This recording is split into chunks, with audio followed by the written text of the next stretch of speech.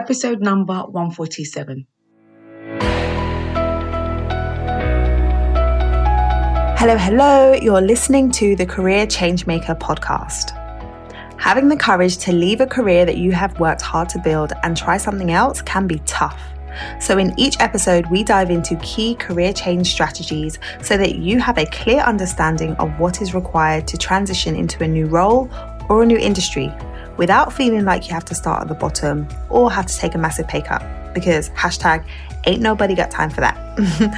If you are ready for frank and honest discussions about how to become a career change maker, keep listening. I'm your host, lawyer turned career strategist and executive coach, Janine Esbrand. Hello, and welcome to the show. We are currently exploring how to know what type of career change to make, whether you should be making a shift, a pivot, or a leap when it comes to your career move. Yesterday, we were talking about shift, and today we're going to be diving into the pivot and what you need to look for in terms of signs that you may be needing a pivot in your career, and then what you do about it. So without further ado, let's dive in and talk more about making a pivot. I'm going to be talking about how to know what type of career move you should make, part 2. And today we are going to be focusing on the pivot. So let's talk about the pivot, right? We talked about the shift and what it means to make a shift in your career. And a shift is really about you moving internally within your organization in a role which maybe is a promoted role, or perhaps it's a role within a different department. So you're doing very similar work, but you're moving into a different department. Or you might decide that you're going to take a very, very similar opportunity within another organization. So you're basically saying, not happy where I am right now, so I'm going to make some kind of a move, and you make a shift. So the shift is the most common form of career change in that it doesn't take a lot of time, energy, resources for you to be able to move. And most of the times when people think about making a career move, their thought is, oh, I need to go and speak to a recruiter and find another job. And they will look for a role that is similar. So that's the shift. Sometimes it is required that you go beyond the shift though. And if what you're doing right now is not what you want to be doing, you might say, well, I don't want to move into a similar role, or I don't want to stay within my organization. I want to do something different. And so that's what we're going to talk about today. We're going to talk about the pivot, what that looks like, and when the pivot might be most appropriate. Before we dive into that though, I do want to address a thought that I see time and time again that people have that turns into a belief that can sometimes derail their journey towards making a pivot and making a move. So if you are somebody who's been working in your industry for a long time and you've been doing what you've been doing for years, right? We're talking 5 years, 7 years, 10 years, and you're considering potentially making a pivot and doing something a little bit different from what you've been doing so far. What can often come up for people is, I'm going to have to retrain. I'm going to have to go back to school. I might have to go get an MBA. I might have to go and do a degree in order for me to shift and do something that's different from what I've been doing so far. I'm going to have to retrain. And that thought that you're going to have to retrain, or that belief that people have that that's the requirement, can cause them to backtrack and say, well, in this season of my life, that's not something I want to commit to. I don't have the time. I don't have the patience for me to have to retrain. So I'm just going to have to stay where I am and just settle.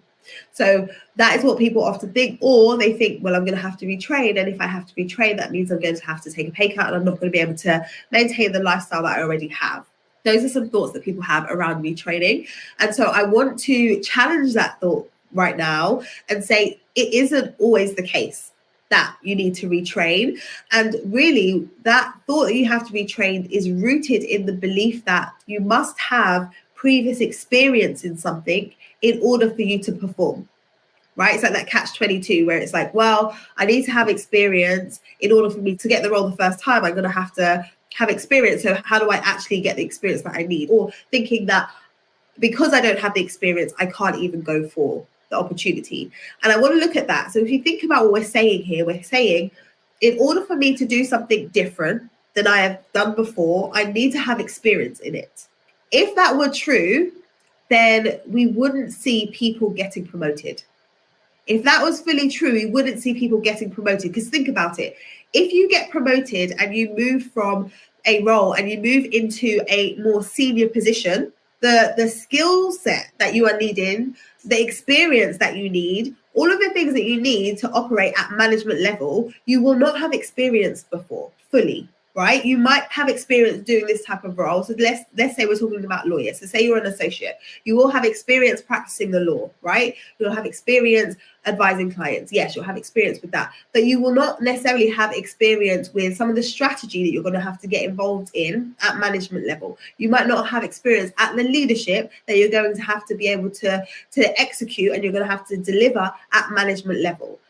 So why is it that you are able to get promoted then? Because you haven't done it before, but you are getting promoted to do a role that you've not done before. The reason why you can get promoted and move and operate at a different level than you've been operating before is not based on the experience that you have. It's based on the skill set that you have and the potential that you have and the value that you've already been able to demonstrate, right? You've already been able to demonstrate in your current role that you are capable, that even if you don't know the answer, that you are able to figure it out. Right? You've been able to demonstrate that. And because you've been able to demonstrate that, you can get a promotion. So let's now take that same line of thinking to you wanting to move into a different role. If you want to go and you want to do something different, you don't necessarily have to have done that thing before. What you need to be able to do is demonstrate that you have the skill set that translates into that thing. And you need to be able to articulate how are you going to operate at that level. And you need to be able to cultivate a level of trust that you are a candidate who will know how to operate in this new space, right? So the idea that we have to retrain in order to move into a different direction is not the case. Because if that was true, everybody would have to stay in the one role that they've been doing throughout the course of their career. And we know that people move from one role to another role to another role throughout the course of their career. And if you search and if you look up career changes and look up examples, you'll see that there have been people that have moved from one career to another and they haven't always gone back and got an MBA or got a degree. So I wanted to just lay that down first and foremost before we dive into the different types of pivot, because I know for some people, as I start talking about the ways that you can move, you might be saying, yeah, but how am I going to do that? I can't see how that's going to be possible for me, and disregard it, even if a pivot is what you need to do right now. Let's talk about the two different types of pivot. So the first type of pivot is when you are moving into a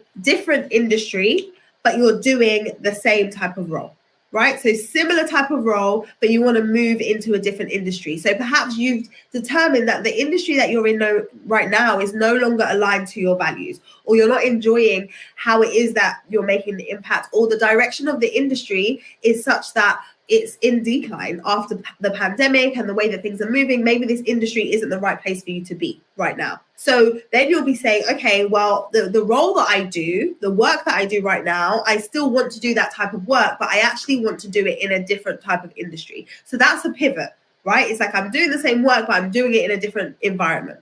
The other type of pivot that you might want to make is doing a different role in the same industry. A different role in the same industry. So you've identified that, okay, I like the industry that I'm in and I enjoy what it is that we do within the industry, but the role that I'm doing, the specifics of my day-to-day isn't working for me. And so I now need to figure out how can I do a different role that stay within my industry. So I want to give you two examples of how this has played out for clients that I've worked with. So one of my clients who was working in her industry for 20 years, she was doing her role and she was working in that industry for 20 years. She decided that the industry was no longer where she wanted to be. So the industry was no longer aligned to her values. So she was working in the oil and gas space and she wanted to do something that was more sustainable and better for the environment, right? So the same type of role and her skill set is what she wanted to continue to do, but not in the same space. So initially she assumed that she'd have to retrain because she hadn't had any experience working in this other industry. She hadn't had any experience in working in sustainable energy. But what she realized is the skill set that she had gained over the last 20 years was super, super valuable and super, super relevant. So when she was able to look at that and pull out what about what she's been doing so far is, one, relevant, two, helpful to the new industry that she wanted to move into, she was able to make a transition without having to retrain. She's able to make a transition,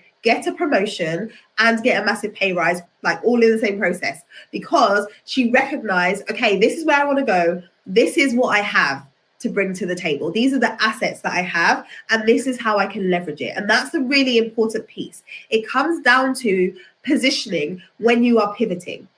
So often we overlook the skill set that we have and the tools that we have in our toolkit. How are you positioning yourself and your existing experience so that it's attractive to your target role or market? So she was able to make the transition. So her pivot was very, very similar role, but in a different industry. So example of the other type of pivot where it's a different role within the same industry. Another client of mine, she was working in the legal sector, working in real estate, and she realized that I'm working in real estate, I'm not really loving what I'm doing. But when she was drilling down and saying, well, what about my work is causing me to feel this way? Go back to yesterday when we talked about the importance of audit. What about my work is making me feel this way? She realized that she enjoyed the day-to-day of practicing law. She enjoyed the speaking to clients, the advising, the research, and all of that. What she didn't enjoy was the types of clients she was working for, commercial property transactions. And for her, she wanted to make more of an impact. So what she then did was stay doing a similar role, still practicing as a lawyer, but she moved into a different sector where she was focused on charity work, not-for-profit work, and working with clients who were really making an impact in what they were doing. And for her, that made sense. For her, she was like, right, I know that the work that I'm doing is ultimately making an impact, and so that's good. So she was able to make a shift, moved into a different role within a different firm, got a promotion, and at the same time, transition to working in a way that was right for her. So those are two examples of people who have been able to pivot over the last year without having to retrain, but who were able to get clear on which aspect of my role needs to change. Often when you're approaching a career change, what can cause the overwhelm is you're looking at everything and saying, okay, I know I need to make a move, but I don't even know where I want to go. I don't even know what I would do. And it just feels so broad. When it's like, I want to make a change, it's so broad what my options are. You get overwhelmed with options. And when you get overwhelmed, what happens is analysis paralysis, where it's like, there's so many options, I can't even figure it out. And then what do? We just stay where we are. So what we do to combat that is, instead of looking broad and saying there's all of these options, we identify and diagnose what is the actual problem for me. So then I can drill down what needs to change. Like, let's isolate the issue so that we can decide what needs to change, rather than saying, I just need to throw everything out and I need to do something completely new. That isn't always necessary. So if you're sitting at your desk and you're saying, it's frustrating working for these types of clients, or I have no interest in the product or the service that my organization is selling, then maybe it is that you need to make a pivot, keep the role, but move the environment in which you're doing it. Or if you're saying, okay, I love working in this industry, but this task that I am required to do in this role on a day-to-day basis drives me insane, or is not aligned with my skill set, or I feel like I have so much more to give, but I can't give it because this role doesn't give me the scope to give it. Like, I know that there's skills that I have that are not being utilized here. If you're saying that, but you really enjoy the industry that you work in, then it's a pivot that's required. You need to change the role that you're in. So I want to encourage you, when you're saying to yourself, where I am now is not where I need to be, drill down, get more specific about why. What about what you're doing is a problem? Because then that can guide you in terms of what type of move we need to make. Are we making a slight shift, or are we pivoting? And if we're pivoting, what type of pivot do we need to make? So there's loads of different options for you, but when you're able to drill down and decide, okay, this is the lane that I need to be walking down, it makes it so much easier, because the options are then narrowed down and you can then focus. And when you're able to focus, the type of career change strategy and the type of job search strategy that you implement is going to be so much more effective, because you've got focus and because you are targeted. So that's really what I wanted to share today around the pivot. The pivot is possible without retraining, but you need to understand, what type of pivot do I need to make? And also understand, how do I articulate the value that I bring so that that pivot makes sense to whoever it is that I'm trying to convince or impress, right? You need to know, how do I take what I have, and then how do I repackage it in a way that is compelling to my target audience? And that's something that we work on in the program. So yeah, be speaking to people very, very soon around that. But I will be back again to talk about the third way that you can make a career change. So far in this series, we talked about the shift. Today we talked about the pivot, and tomorrow we're talking about the leap. So when it comes to the leap, that is about you saying, right, I don't want to be in this industry. I don't want to be in this role. I want to do something completely different to what I've been doing so far. And so I want to talk to you about when is appropriate to make a leap and what kinds of steps are required to make that leap. That's what we're going to be diving into tomorrow. I am grateful for you being here, and I will see you again very, very soon. Are you ready to make bold career moves? Are you tired of coasting in a role or career that is no longer a good fit for you? Are you ready to create more of an impact through the work that you do? And are you ready to get paid more and be recognized for your brilliance? If you are nodding your head or saying yes to any of those questions, then lean in, because I'm about to tell you about my newly enhanced coaching program. The Career Changemaker program, formerly known as the Career Clarity Academy, is my signature coaching program, which is a transformational coaching experience focused on helping you to develop and advance in your career. The program will help you to clarify the type of career move that you need to make next, create an unapologetic vision for your career direction, and leverage your existing experience so that you can make the transition as quickly as possible. It's also going to equip you to articulate your value so that you can really shine and attract stellar opportunities and negotiate those amazing offers. We want to be moving you into the right role that you're really excited about as quickly as possible. I created this program and the Career Changemaker method because it pains me to see so many amazing, brilliant, talented women fall into the category of coasting female professional. And what I mean by that is there are women who are coasting through their day-to-day at work, who are complaining to loved ones about the work that they do and the environment that they're in, who are scrolling job boards looking for inspiration but not taking any action, who typically do what others think they should do rather than what they really want to do, and who feel trapped in the careers that they've built for themselves.